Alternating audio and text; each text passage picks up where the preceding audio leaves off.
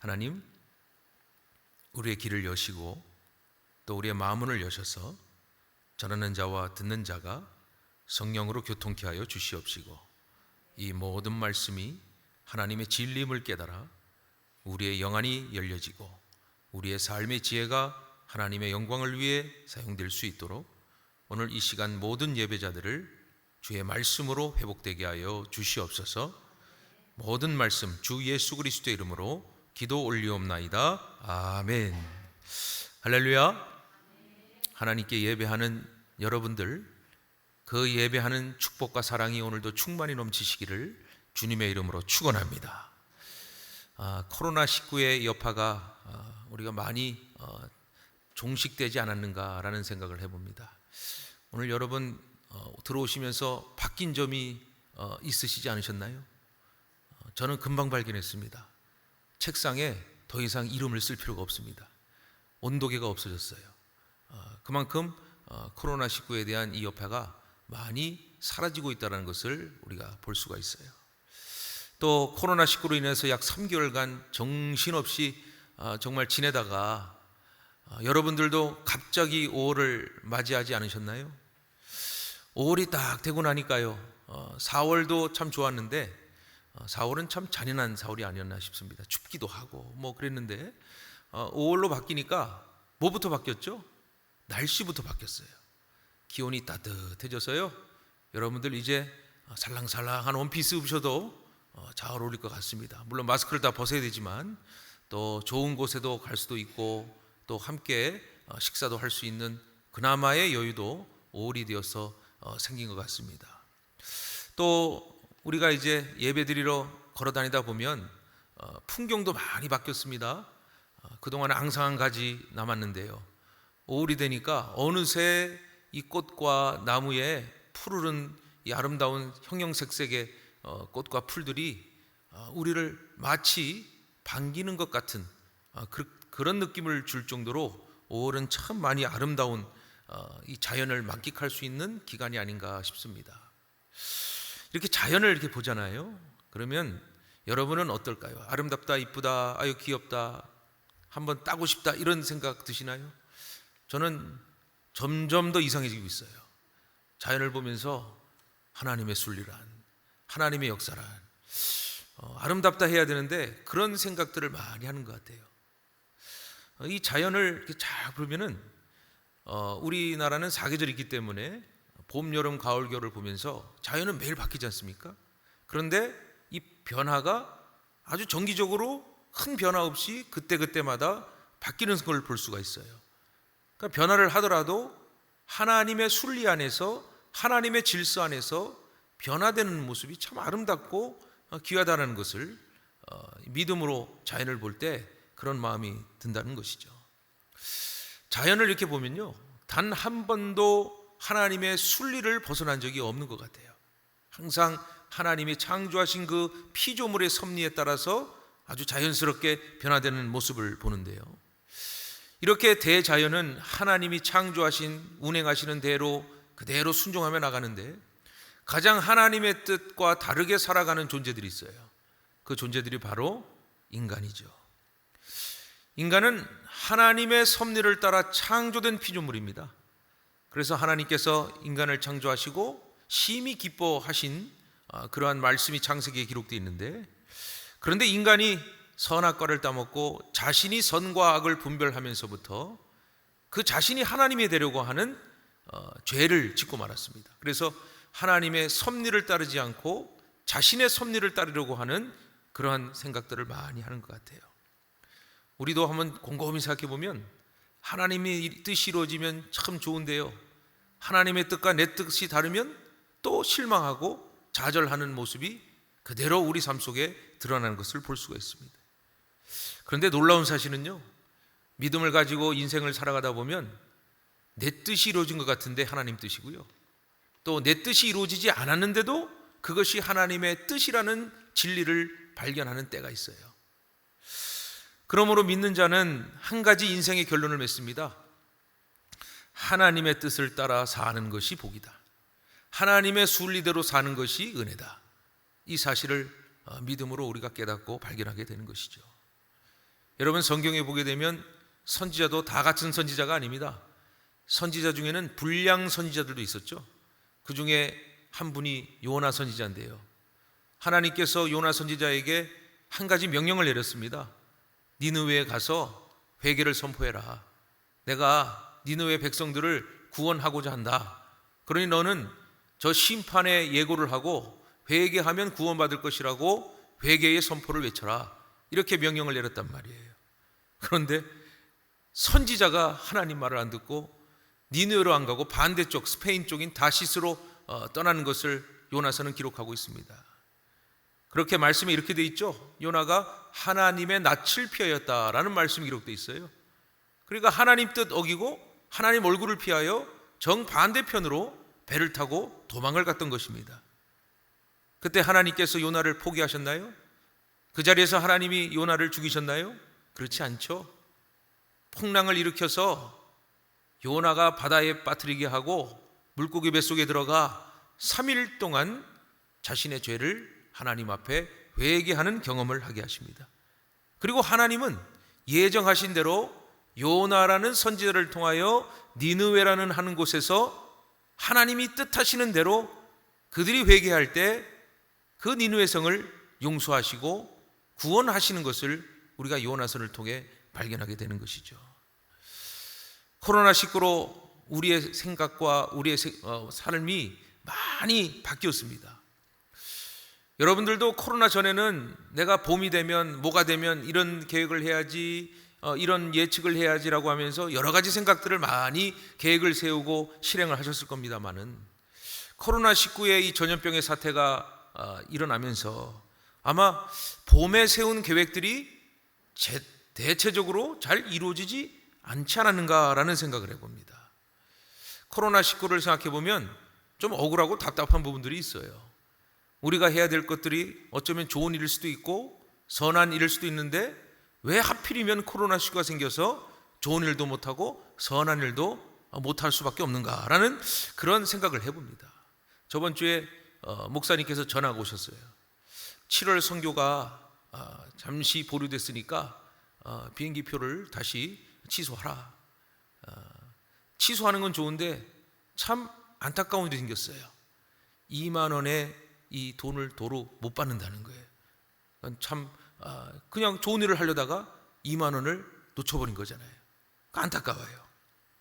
우린 그렇게 우리 입장에서 볼 때 손해가 되고 어려움이 찾아오면 하나님의 뜻이든 누구의 뜻이든 안타깝다라고 하는 생각이 들어요. 손해다라는 생각을 먼저 하게 되는 것이죠. 그런데 여러분, 우리가 하나님의 관점에서 이 세상이 돌아가는 어떤 모습들 그리고 순리들을 보게 되면요, 코로나19가 과연 정말 부정적인 것만 우리에게 주었는가를 하나님 입장에서 우리가 재고찰을 할 필요가 있다는 것이죠. 여러분 다시 볼까요? 코로나19로 인해서 변화된 것들 중에 우리가 손해는 봤지만 득이 된 것이 있습니다. 첫 번째는 뭐냐면요, 먼지 없는 푸른 하늘을 많이 볼 수 있었어요. 두 번째로는 지구온난화로 걱정을 했었는데 공장들이 쉬니까 지구의 온도가 낮아졌어요. 바다는요 깨끗해졌어요. 베네치아의 이 물이 원래는 깨끗한 곳이었는데 관광객들을 태우고 배들이 많이 다니다 보니까 탁해졌거든요. 근데 베네치아 관광이 끊기니까 어떻게 됐어요? 돌고래들이 돌아왔어요. 그러니까 어떻게 보면 이게 득이 될 수 있겠죠. 또 야생 동물들이 우리가 사는 곳으로 올 수 있는 그런 기회를 또 접하게 됐단 말이에요. 그러면서 생각해 본 건데요, 코로나19가 우리에게는 불편하고 힘들고 손해고 지금도 그 여파가 참 우리에게는 고통스러울 수 있겠지만 하나님의 전인적인 관점으로 바라본다면 이 코로나19를 통하여 우리에게 보여주시고자 한 것이 무엇인가는 정확히 알 수 없으나 이 코로나19를 통하여 너희들이 정복하고 다스렸던 지구가 많이 파괴되었고 많이 오염되었고 많이 힘들고 하고 있다는 사실은 분명히 하나님께서 우리의 눈으로 보여주셨다는 거예요. 하나님은 사람의 편만 되시는 것이 아니라 이 모든 피조물을 창조하시는 분이시니까 하나님은 균형을 잡으시는 분이잖아요. 우리 입장에서는 우리 중심이 되셔야 한다고 하지만 하나님은 창조의 하나님이시고 또 통치하시는 하나님이시기 때문에 우리에게 보여주신 거예요. 너희들의 삶만이 중요한 것이 아니라 이 자연과 더불어 살아가야 하는 그러한 마음이 이 시대에는 필요하다는 것을 어쩌면 예언적으로 우리에게 말씀하시지 않았는가라는 생각을 해봐요. 또한 이번 위기를 통하여 교회의 진몬맥들이 드러나지 않았습니까? 교회의 운영 예산은 줄었지만 우리가 병원을 돕고 의료진을 돕고 개척교회를 돕고 또 수많은 어려운 이들을 도우는 데는 더 많은 이 후원과 성금이 이루어졌어요. 그게 교회의 진면목이에요. 이웃사랑을 이 어려운 시기에 우리도 없지만 예수의 사랑으로 행하였다는 것은 굉장히 하나님 보시기에 기쁨이고 또 교회가 사회를 위해서 감당하는 복된 일이라는 것을 우리가 인정할 수밖에 없다는 거예요. 이처럼 인간이 하나님의 섭리, 하나님의 진리 뜻을 따라가면 성경은 말하고 있죠. 복을 주겠다고요. 말씀대로 순종하는 자에게 복을 준다라고 말을 하는데요. 근데 하나님을 모르고 하나님 앞에 무지하고 그리고 자기중심적으로 살아가는 여전히 세상 사람들은 어느 정도까지 하나님의 섭리를 거부하고 인정하지 않냐면요, 불가능한 초자연적인 현상을 가지고 자기의 뜻을 이루려는 모습들을 보여준다는 사실이죠. 오늘 말씀에 나와 있습니다. 이 사람의 욕망과 사람의 이 욕심을 채우기 위해서 오늘 왕이 누구를 불러야면요, 주술사를 불렀습니다. 여러분이 잘 아시는 발람이라고 하는 그 당시 그 지역에서 가장 유명했던 주술사를 불렀다는 것이죠. 여러분, 주술이 뭐예요? 아주 쉽게 우리가 이해할 수 있겠죠? 두 개를 나눠볼게요. 주술은 뭐냐 하면 바로 주문하고 마술이에요. 무슨 말이냐? 주술을 해가지고 아주 우리가 알고 있는 초자연적이고 초기적적인 역사를 행하게 하는 사람들이 있단 말이에요. 근데 그 사람들은 주로 뭘 합니까? 사례를 받고 그리고 거기에 대한 대가를 받고 사람의 부탁을 받아서 자연의 섭리를 어겨가면서 그 사람들이 필요한 것을 채워주는 역할을 하는 것이 주술사란 말이에요. 여러분, 신앙생활하면서 뭐 목사님에게 기도 부탁했는데 목사님이 이거 100만 원짜리인데 100만 원 주고 하세요. 그러면 절대 받지 마세요. 그거는 싹군이에요. 다시 말하자면 초자연적이고 초기적적인 능력을, 기적적인 능력을 행하는 자가 중요한 것이 아니라 그 행하는 능력이 어디서부터 왔는가가 중요하다는 사실이죠. 옛부터 우리 조상들은 가뭄이 들고 흉년이 들면 뭐 했습니까? 무당 불렀습니다. 그리고 빌고 빌었습니다. 근데 여러분, 참 놀라운 사실은 아예 그 일이 안 이루어지면 되는데 가끔씩은 이루어진다는 거예요. 우리 조상들은요, 죽은 엄마 만나고 싶고 죽은 아들 만나고 싶으면 누구 찾아가요? 접신하는 무당한테 찾아갑니다. 그 무당한테 부탁을 하는 거예요. 내 아들 보게 해달라고. 내 아들이 원한이 있다고. 여러분, 뭐 전설의 공에서 많이 봤잖아요. 그리고 시골 살면 그런 모습 많이 보게 됩니다.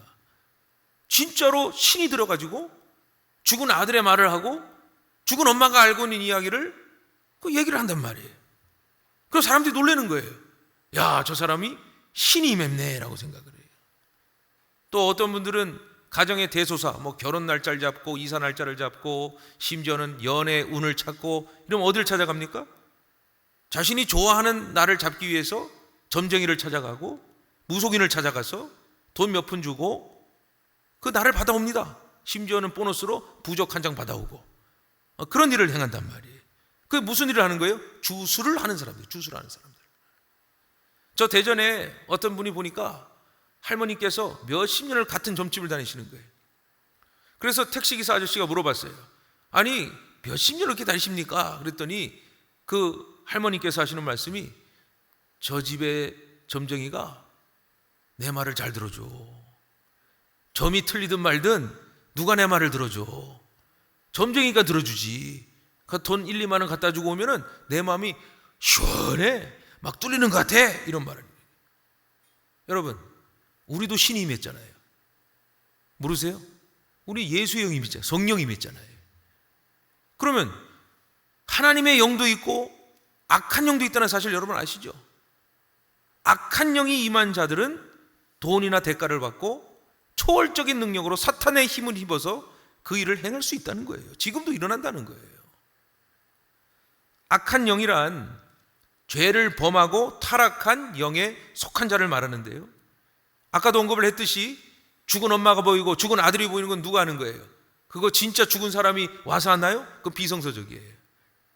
악한 영이, 사탄마귀가 보이게 하는 거예요. 그렇게 그들이 살아있다는 것을 보여주는 거예요. 그러니까 지금 세상도 여전히 최첨단의 과학시대라고 말하지만 사람들의 영혼은 불안하고 마음은 여전히 온전치 못하라는 거예요. 실제로 그런 일들이 일어난다는 거예요. 어느 유명 점술인의 말에 의하면요, 강남의 점술인인데 하는 말이 여러분도 많이 들었을 거예요. 교인들도 적지 않게 찾아온다라고 말해요. 그러면 용험한 점술인은요, 교인이 딱 오면 마친다는 거예요. 너 교회 다니지? 너 예수 믿지? 이런 말 한다는 거예요. 왜? 영적으로 교감해서? 아니요. 예수 믿는 사람들의 단어가 있대요. 그 잘 쓰는 단어만 캐치하면 100%래요. 그러니까 너 교회 다니지로 놀래가지고 더 신봉한대요. 더 많은 돈을 내고 뭔가를 받아내길 원한대요. 그럼 왜 기독교인들이 점순이를 찾아가느냐 물어봤더니 이 그리스도인들 중에 말이죠, 마음이 급하고 하나님께 응답을 받고 싶은데 응답이 되지 않고 기도하지만 답답한 마음이 있을 때 점순이를 찾아간다는 거예요. 그럼 점순인들이 물어봐요. 너희들은 목사라는 사람이 있지 않냐? 아니 목회자에게 상담을 하면 되지 않냐? 그랬더니 그분들이 하시는 말씀이 이런 대답을 하시는 거예요. 나는 내가 원하는 답을 듣고 싶은데, 목사님은 늘 하는 말이 기도하세요, 말씀 보세요, 그리고 기다리세요, 이런 말 하니까 그 말이 맞죠? 하나님의 뜻이 이루어지기를 바라는 사람이 그리스도인이지 내 뜻 이루어지기를 간절히 바라는 사람이 그리스도인이에요. 그래서 그 말이 정답인 거예요. 그런데 이 그리스도님에도 불구하고 너무 답답하고 너무 힘들고 뭔가를 미래가 막막하니까 찾으려고 하니까 어딜 가요? 주소리는 맞춰주니까 자기 필요한 거를 싹싹싹 맞춰주면서 모두 주고 그러면은 이게 마치 되는 것처럼 생각을 하니까, 우리 생각이 심리적이 그러니까 그 찾아온다는 거예요. 그런데 여러분, 장난 삼아라도 하지 말아야 될 거예요. 왜? 구약에도 나와 있잖아요. 왜 이스라엘 백성들이 사당을 갑니까? 왜 이스라엘 사람들이 우상을 숭배합니까? 정확하고 명쾌하거든요. 농사 안 돼요? 어디 찾아가면 돼요? 하나님 앞에 규례를 따지고 법도를 따지지 않아도 그냥 그 몸으로 가도요, 그냥 가서 뭐만 하면은 된다 이거예요. 왜? 농경의 신이니까. 바람과 천둥의 신이지 않습니까? 그러니까 직접적으로 구하면 줄 수 있다 이거면, 이런 믿음을 갖고 있다는 거예요. 그러니까 십계명에도 하나님께서 이스라엘 백성들에게 뭐라고 말씀하십니까? 나 외에 다른 신을 섬기지 말라지 않습니까? 근데 우리도 모르게 우리가 답답하고 우리가 아무리 기도해도 응답되지 않고 뭔가 내 뜻과 다르다 하면 어딜 가요? 우리가라고 말을 자체가 이상하지만 소수의 그리스도인들은 모르게 점집을 찾아가고 무속인을 찾아가고 그리고 뭔가 명쾌한 해답을, 자기가 원하는 해답을 받기를 원한다는 거예요.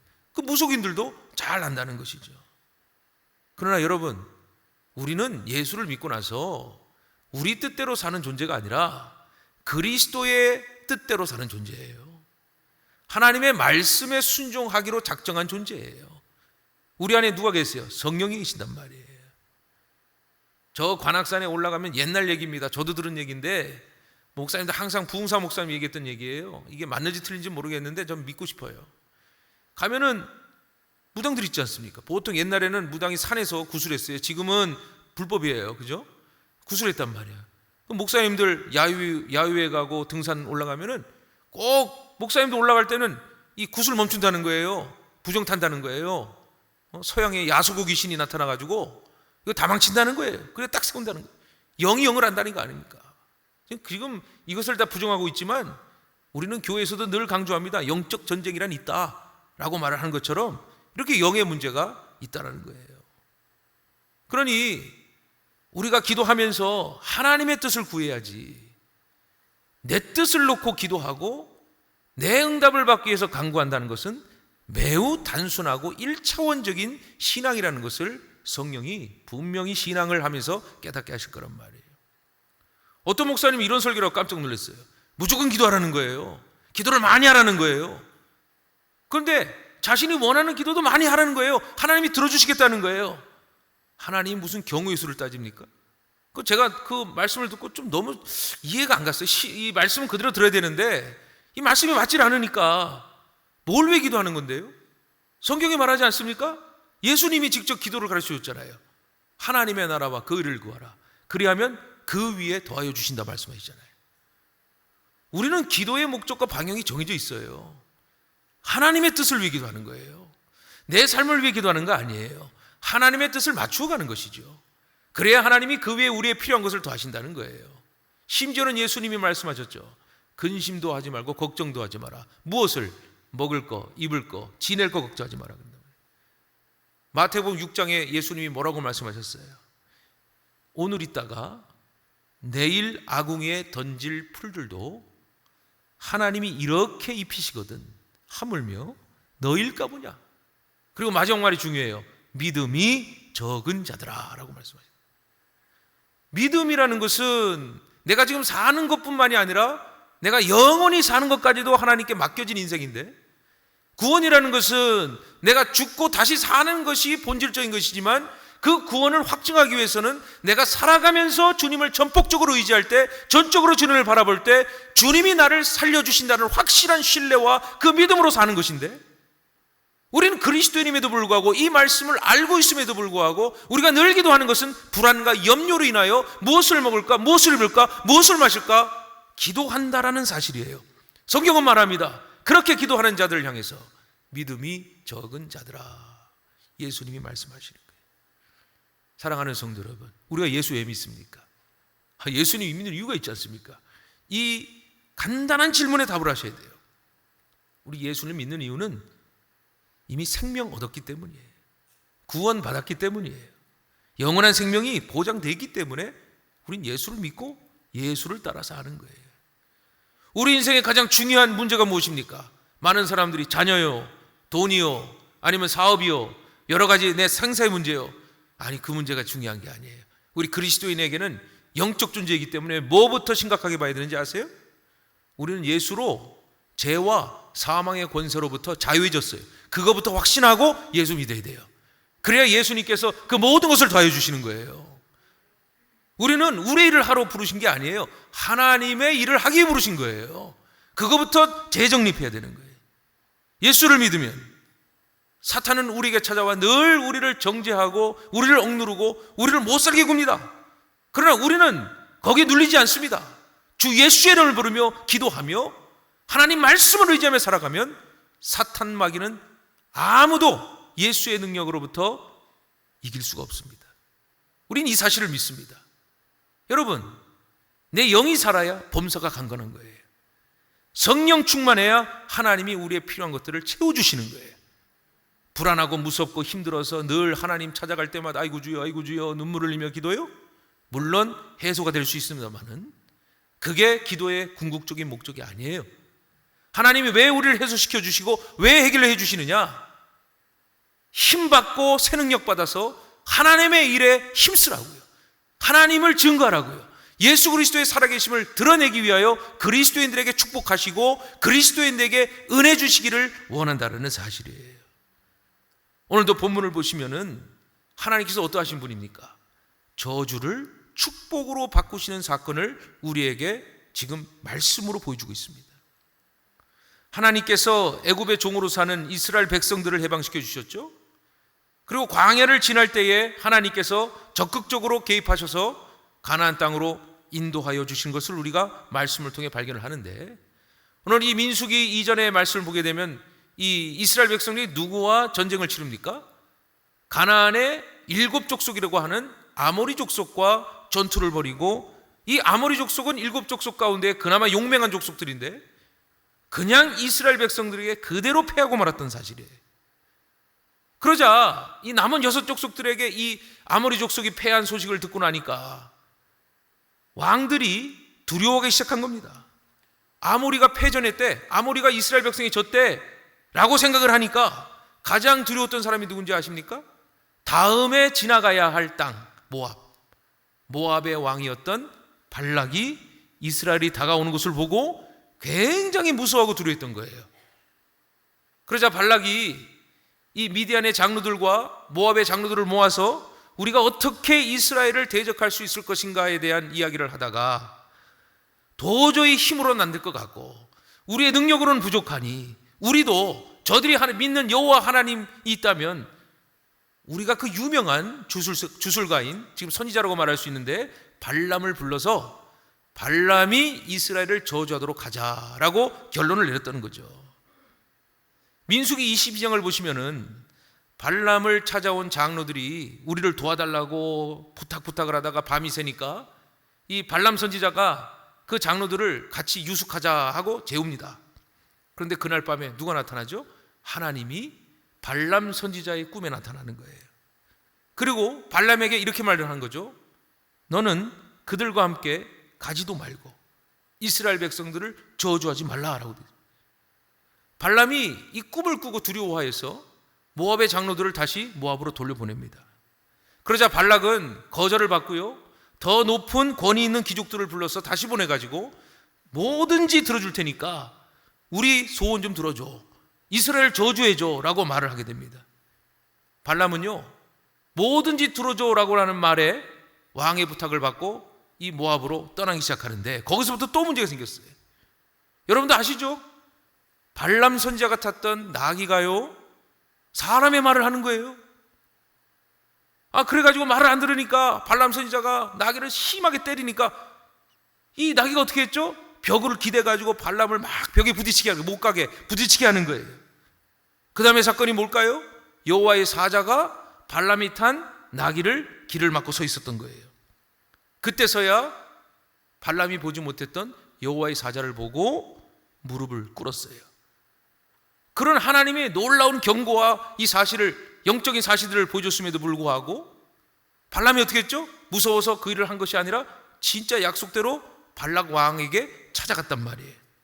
그리고 발람은 발락 왕의 부탁대로 이스라엘을 저주하려고 발의 신당에 7단을 쌓고 7 제물을 준비하여 각 단에 한 마리씩 올리면서 저주를 보여하는데, 근데 발람이 저주를 한 것이 아니죠. 첫 번째 어떻게 했어요? 축복을 하는 거예요. 발락 왕이 발람이 이스라엘 저주하지 않고 축복하는 말을 하니까 화가 나서 말씀해 보니까 그를 집으로 돌려보냈다 그랬어요. 그런데 이 모압이 이길 수 있는 방법은 발람의 저주밖에 없었다는 것을 믿고 있었어요. 그러니 발락 왕이 다시 발람을 불러서, 선지자를 불러서 다시 어떻게 했냐면, 이스라엘 백성들이 보이는 것을 가지 않고 이스라엘 백성들의 끝에 행렬만 보일 수 있는 곳에 가서 제단을 쌓고 이제 안 보이니까 저주를 좀 해달라라고 부탁을 합니다. 그때 발람이 오늘 말씀에 기록된 본문 19절에 이렇게 말을 하죠. 하나님께서 사람이 아니시니 거짓말을 하지 아니하신다라고 말하는 거예요. 이게 무슨 말이냐? 하나님은 정하신 그대로, 예정하신 계획대로, 섭리대로 하시는 분이지, 우리가 아무리 저주를 하고 우리가 아무리 욕을 해도 하나님의 하시는 일은 막을 수가 없다라고 말하는 거예요. 즉 하나님께서 한 번 정하신 것은 절대로 피하지 아니하시고 그대로 실행하신다는 거예요. 제가 잘 아는 목사님 한 분이 있었는데요, 그 목사님은 굉장히 유능하신 분이에요. 설교도 뛰어나고 교인들이 막 녹아요. 녹는다는 말은 굉장히 잘해준다는 말이에요. 친절하고 매너 좋고 또 잘 살기도 하고 또 그 밖에 여러 가지 것들이 다재다능합니다. 굉장히 뛰어나서요, 다른 어떤 교회에서 청빙 같은 게 오면요, 옛날 얘기니까요, 청빙의 어떤 서류들을 보고 자신과 맞는지 안 맞는지를 보고 결정을 하시는 분이에요. 그 정도로 굉장히 목사 사회에서는 코가 높으신 분이죠. 그런데 이게 몇 년 지나고 나니까 이제는 청빙 서류를 받아서 선택할 상황이 아니에요. 어떻게든 단임 목회를 해야 될 상황이 된 거예요. 그런데 청빙 서류가 오지 않는 거예요. 그 이유를 들어보니까 그 목사님 계시는 어떤 소속 목사님들 사이에서 저 목사님은 너무 출중하셔서, 너무 뛰어나셔서 우리가 불렀다가는 부담스럽다. 저런 목사님을 모신다는 것은 우리가 영광이지만 그런 부분에 있어 어렵구나라고 하니까 청빙이 딱 끊긴 거예요. 그러면서 하는 말이 있어요. 제가 잘 아는 분이니까 이런 말 하시더라고요. 강아지 한 마리가 기찻길 옆에서 아무리 왕왕대면 뭐해, 기차가 뿌 한 번 하면 소리가 다 없어지는데 하나님이 이끄셔야 되는 거야. 하나님이 역사해야 되는 거야. 내가 그걸 몰랐어. 그리고 기도원 가서 금식하고 기도하는 것을 봤어요. 사랑하는 성도 여러분, 하나님은요, 예정하신 것을 믿는 그대로 이루어 가시는 분임을, 그분이 저와 여러분의 하나님 되심을 믿으시기를 축원합니다. 여러분의 그리스도인 된 이유가 뭔지 아십니까? 성경에 나와 있죠? 태초 전부터 여러분을 택정하셨어요. 여러분의 믿음을 여러분이 선택한 게 아니고 하나님께서 태초 전부터 여러분의 믿음을 예정하셨어요. 구원을 태초 전부터 계획하셨고 확정하신 거 아십니까? 그러니 그 은혜가 얼마나 큽니까? 그 사랑이 얼마나 놀랍습니까? 그렇게만 알아도 나는 어떤 존재? 나는 사랑받기 충분한 존재, 나는 복을 누리기 위한 존재, 나는 하나님의 은혜에 합당한 존재가 되는 거예요. 왜 우리를 태초부터 택정하셨고 예정하셨어요? 물론 그 이유는 다 알 수 없어요. 그러나 성경에서 한 가지 사실을 알아요. 하나님이 우리를 의롭게 하시려고 하신 거예요. 하나님께서 우리를 복되게 하시려고 하시는 거예요. 하나님을 따라 사는 자들은 하나님의 은혜와 축복에 관한 약속을 따라 순종하면요, 복 주세요 안 해도 복 옵니다. 하나님이 알아서 주세요. 걱정하지 마세요. 하나님은 믿는 자를 축복하시기 위하여 기뻐하시는 분이에요. 성경에 나와 있지 않습니까? 아무리 우리에게 주어진 힘든 여건이 있고 어려움이 찾아왔어요. 하나님 나 사랑하지 않나 보다, 하나님 나 기도 안 받아주나 보다, 하나님 나 싫어하시나 보다, 절대 그런 생각하지 마세요. 하나님 어떤 분이에요? 견인하시는 분이에요. 견인이 뭐예요? 여러분을 택정하셨으면 여러분이 안 갈라 그래도 죄송합니다, 상스러운 말을 드려서 목덜미를 잡고요 질질 끌고 가서라도 하나님은 구원의 길로 인도하시는 분 말이에요. 한 번 택한 자는 놓지를 않으신단 말이에요. 문제는 뭐예요? 끌려가느냐 순종하느냐예요. 끌려가면 늦어지고 끌려가면 힘들어. 그러나 순종하고 말씀에 따라가는 자는 어떻게 돼요? 하나님이 복 주시는 거예요. 하나님의 은혜에 더 깊이 들어갈 수 있는 거예요. 하나님 어떤 분이에요? 여러분과 제가 범죄하고 죄를 지어도 너는 범죄자니까 나하고는 단절 끝 아니에요. 하나님은 회개를 시키는 한이 있더라도 하나님이 우리의 사랑의 계획을 포기하지 않습니다. 하나님은 끝까지 사랑하시고 영원히 사랑하시는 분이에요. 그 하나님을 믿는 우리는 복된 자란 말이에요. 아까도 말씀 전에 요나의 사건을 말씀드렸잖아요. 요나가 얼마나 하나님의 불순종합니까? 아니 물고기에서 회개를 했어요. 가도 또 뭐예요? 니느웨 갔더니 니느웨 꼴보기 싫은 거예요. 왜요? 아니 북이스라엘 멸망시킨 아시리아의 수도 아닙니까? 철천지 원수 아닙니까? 우리나라 사람 중에 일본 굉장히 싫어하는 사람들 있잖아요. 가지도 않잖아요. 그죠? 얼마나 우리를 핍박했으면 거기 서름이 남아서. 요나도 마찬가지예요. 하나님보다 유대 민족이 중요했던 거예요. 3일 동안 다녀서 회개를 선포해야 되는데 요나가 어떻게 했어요? 편법 썼어요. 하루만 돌았어요. 하나님이 박농쿨 넣어주시는데도 짜증내고 불평하고 그런 요나였어요. 그런데 하나님 어떻게 하셨어요? 요나를 죽이셨어요? 아니요. 계속 요나를 사랑하시고 요나에게 올바른 길을 인도하여 주시고 가르쳐 주신 것을 볼 수가 있어요. 오늘 말씀도 마찬가지예요. 발람이 자꾸 돈에 취하고 정말 유명한 이 선지자 주술감에도 불구하고 하나님께서는 하지 말 것을 말씀하시죠. 이스라엘 백성은 내 백성이니까 내가 책임질 거니까 너 절대로 저주하지 마라. 절대로 발락 왕의 유혹에 넘어가지 마라. 여러분, 발람 선지자만 하나님 어떤 분이냐만 아는 것이 아니라 발락 왕도 하나님이 어떤 분이냐를 잘 알고 있었어요. 믿음이 없어도요. 발락 왕이 아는 하나님이 어떤 분이에요? 이스라엘 백성의 43년간의 종노릇을 해방시켜 주시고 그리고 가지 못하는 홍해를 갈라주시고 구름기둥과 불기둥으로 인도하신 이 소식을 그들은 가나안 땅에서 다 듣고 있었어요. 사실 발락 왕은 이스라엘 백성을 두려워한 게 아니에요. 이스라엘 백성이 믿는 하나님을 두려워했던 거예요. 그래 하나님의 존재를 알고 있었던 거죠. 아모리 족속도 무너뜨리시고 이제 우리 남은 건 우리다. 우리가 그대로 싸우다간 전멸할 것이다라는 걸 안 거예요. 그러니 영적인 일로 해결하자 이 말이에요. 그래서 발람 선지자를 불렀던 거 아닙니까? 하나님께서는 발람 선지자를 어떻게 사용하셨어요? 저주의 도구에서 축복의 도구로 사용하신 것을 볼 수가 있어요.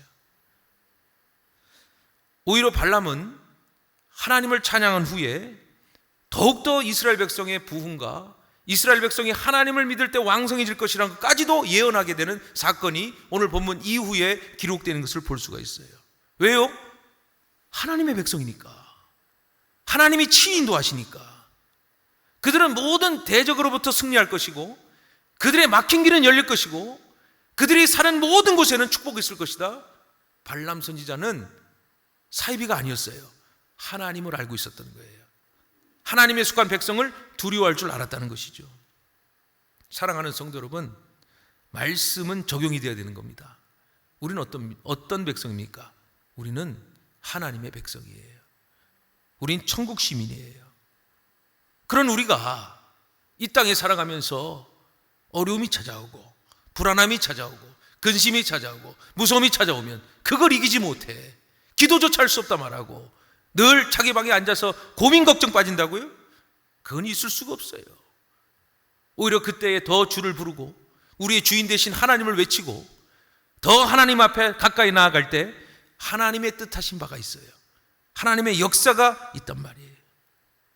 오늘 본문 이후에도 발람은 발락에게 이스라엘을 저주해 줄 것을 3번이나 부탁을 했지만 27절을 보니까 이렇게 돼 있어요. 네가 거기서 나를 위하여 그들을 저주하기를 하나님이 혹시 기뻐하시리라 라고 돼 있단 말이에요.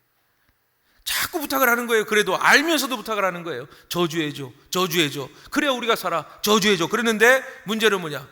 발락도 하나님이 두려운지요? 이렇게 얘기한 거예요. 오늘 말씀 27절에 혹시라는 뭐예요? 믿음이 없는 겁니다. 그냥 경우의 수를 얘기한 겁니다. 우연을 얘기하는 거예요. 안 해줄 줄 알지만 혹시나 해줄지 않나 라고 이 발락 왕이 발람에게 저주해 줄 것을 부탁을 했다는 거예요. 얼마나 웃긴 얘기입니까? 하나님을 대적하는 자도 하나님의 무서움을 알고 있다는 것이죠. 하나님 믿는 사람들이 점을 보고 운세를 보는 이유는 이거예요. 자꾸 하나님이 내 뜻을 이루어주지 아니하시고 내 마음을 몰라주신 것 같으니 혹시나 발락왕처럼 혹시나 하고 점집에 찾아가고 무속인을 만나고 부적을 받아온. 그런데 여러분, 그렇게 믿으면 안 돼요. 믿으려면 제대로 믿어야 돼요. 우리 하나님이 어떤 분이에요? 혹시나가 아니에요. 역시나예요. 살아보세요. 살아보면 하나님께서 이루어지지 않은 것 같이 보이겠지만 하나님은요, 일하고 계세요. 여러분, 발락과 발람의 이 사건을 가나안 땅을 향해 가고 있는 이스라엘 백성들이 알았을까요? 몰랐던 거예요. 하나님이 그 밑바닥을 다 준비하고 계시는 거예요. 다 역사하고 계시는 거예요. 그러니 하나님 어떤 분이에요? 우리가 하는 일보다 역시나 하나님이 하시면 역시나 하나님이 이루어주시는구나. 이 믿음이 우리에게는 복이 되고 이 믿음이 우리를 살리고 이 믿음을 통하여 여러분만 사는 것이 아니라 여러분의 주변의 사람들도 함께 구원받고 살아갈 수 있다는 거예요. 사랑하는 성도 여러분, 코로나19보다 무서운 건 하나님이에요. 코로나19의 상황을 보는 것보다 하나님 말씀의 상황과 내 마음의 상황이 어떠한가를 봐야 돼요. 우린 죽어도 사는 존재니까. 우린 영원히 사는 존재니까. 영생을 얻은 자들이 이 세상의 여러 가지 상황을 따라서 두려워하고 무서워하는 거, 물론 우리의 본능일 수 있어요. 아담으로 흘러나온 원죄라는 죄 때문에 우리 안에 연약함이 있을 수 있어요. 하지만 중요한 것은 우리는 아담의 원죄로부터 승리한 자, 예수 그리스도의 영이 임했단 말이에요. 기도하면서 늘 저도 여러분처럼 고민과 걱정이 없진 않습니다. 그러나 제 기도의 제목은 늘 저의 기도 제목은 아닙니다. 교회를 위해 또 앞으로의 하나님이 역사하실 일들을 위하여 늘 기도합니다. 그럴 때마다 사탄은 찾아옵니다. 찾아와서 하는 말이 너무 크다. 기도의 제목이 너무 커. 정말 그래요. 이거 해봤자 되겠어? 목사 혼자로 될 일이 아닌데 왜 이렇게 크게 기도해? 구체적으로 자세하게 실천할 수 있는 것부터 기도해 그러더라고. 기도하는데 그렇게 기도하잖아요. 그럼 저의 마음속에 어떤 마음이 드는지 아세요? 아휴, 이거 기도한다고 되겠어? 차라리 내가 뭐라도 좀 더 도와주고 뭐라도 좀 더 나가서 일하는 게 낫지 않겠어? 그런데 하나님 말씀하세요. 네가 이걸 다 할 수 있어? 못하니까 나한테 맡기는 거 아니야? 나의 일이잖아. 내가 한다. 내가 시행한다. 왜 기도합니까? 우리가 못하니까 하나님께 하는 거예요. 기도가 아무 소용없다고요? 그럼 하지 마세요. 기도가 얼마나 큰 능력인지 아십니까? 기도는 나를 살리고, 기도 대상을 살리고, 기도의 역사를 사람들에게 증거합니다. 하나님의 역사를 증거한단 말이에요. 우리가 꼭 기도할 때 이렇게 생각해요. 아주 세상적으로 생각할 때가 있어요. 원인이 요만하니까 결론도 요만할 거니까 이렇게 기도해야겠다라고 하는, 우리가 이미 정한 기도를 할 때가 있어요. 필요할 수 있어요. 하나님이 원하시는 일이라면 이루어지니까. 그런데 우리가 기도할 때 보면 우리가 생각하고 우리 뜻대로 이루어지길 바라고 우리가 계획대로 기도할 때가 있어요. 그 원인 하나님 보시기에 뭐예요? 아무 소용없는 거예요. 진짜 배기 기도 뭔지 아세요? 내가 아무 계획 없이 하나님의 목적만을 가지고 기도할 때 하나님이 나에게 기도의 방향을 가르쳐 주시고 기도의 뜻을 가르쳐 주실 때예요. 가끔씩 기도하다 보면 막막해요. 정말 이 기도가 일어날 수 있을까라는 생각이 들어요. 여러분, 조지 뮬러의 기도 아시죠? 조지 뮬러가 몇 번 기도했어요? 5만 번 응답받은 자 아닙니까? 목사님이시잖아요. 그가 뭘 위해 기도했습니까? 고아들을 위해 기도했습니다. 천둥우가 치고 비가 오는데 이 조지 뮬러가 고아들 먹일 양식이 없어. 제일 할 수 있는 것이라고는 얘들아 식당으로 모여라. 400명의 고아를 모아놓고 손을 붙잡고 기도하는데 마침 저녁 때가 되어서 마차가 찾아와 이 고아원의 문을 두드리면서 하는 말이, 옆에 공장에서 왔는데 공장에서 회식을 하다가 비가 오는 바람에 음식을 버릴까, 차라리 옆에 고아원 주자 해서 왔습니다. 하나님이 그때마다 하나님의 일을 위해 채워주시고 인도하시는 일들을, 적든 크든 하나님이 역사하시는 바를 조지 뮬러의 기도를 통해 우리가 이 도전을 받고 은혜를 받지 않습니까? 왜 도전받고 은혜 받습니까? 도전받고 은혜 못 받는 사람들은 기도의 능력을 몰라서 그래요. 큰 것이든 작은 것이든 오늘 말씀하신 대로 하나님은 우리를 위해 일하시고 하나님은 우리를 위해 역사하십니다. 중요한 건 뭡니까? 하나님의 순리에 따라 가면 됩니다. 내가 이건 아니다라고 생각하지 마시고 하나님의 뜻이라면 딛고 일어서 하나님의 뜻대로 살아가면 하나님은 때가 되어 우리에게 그 일을 다 이루었음을 보여주시고 우리에게 축복하실 분이심을 오늘 이 말씀을 통해 깨닫고 성령으로 하나 되어 늘 주님을 의지하고 우리에게 허락하신 인생을 끝까지 하나님 앞에 맡기는 귀한 믿음의 순종의 역사가 일어나기를 주님의 이름으로 축원합니다. 기도하겠습니다. 하나님 감사합니다. 오늘도 이 시간 우리는 하나님 앞에 기도합니다. 지금도 사탄마귀 권세가 늘 교회를 공격하고 교인들의 마음을 흔들어 놓습니다. 역병으로 인하여 많은 사람들의 마음이 불안하고 내 몸의 건강을 지키기 위하여 늘 조심스럽습니다. 그러나 주님, 우린 이미 예수 그리스도로 구원받은 존재예요. 우리의 기도는 반드시 하나님의 뜻대로 이루어질 것을 믿으며 우리의 신앙은 변함없을 줄 믿사오니 하나님의 사람은 하나님의 뜻대로 나아감이 진리고 생명임을 믿고 언제든지 믿음을 향해 그 인생을 주님께 맡기고 나아갈 수 있도록 축복하여 주시옵소서. 오늘도 예배자들의 귀에 하나님의 말씀에 필요한 것들이 들리게 하여 주시옵시고 마음판에 새기고 부족했던 것, 나약했던 것 다 회개하고 하나님 안에 간절히 나아가 하나님의 영광에 이르는 복된 성도로 살아갈 수 있도록 지키시고 인도하시고 축복하여 주시옵소서. 모든 것을 주께 의탁하오며 예수 그리스도의 이름으로 기도 올리옵나이다. 아멘.